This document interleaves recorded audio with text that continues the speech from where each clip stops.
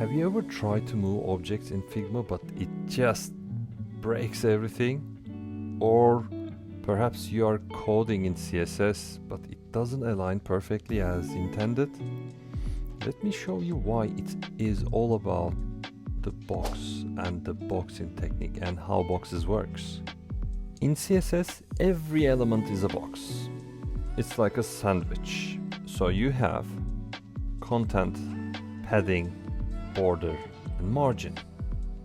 You have to write code for each part. It's powerful, but also a bit annoying sometimes.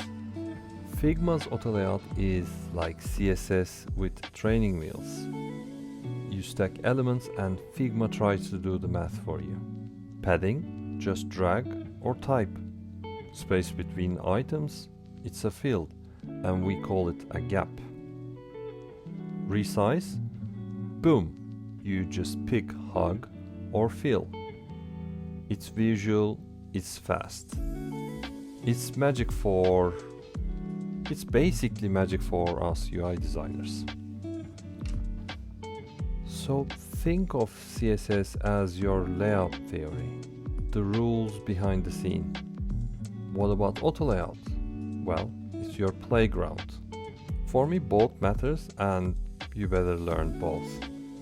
And now let's watch that video and try to understand how CSS boxing model work actually. Thanks for watching.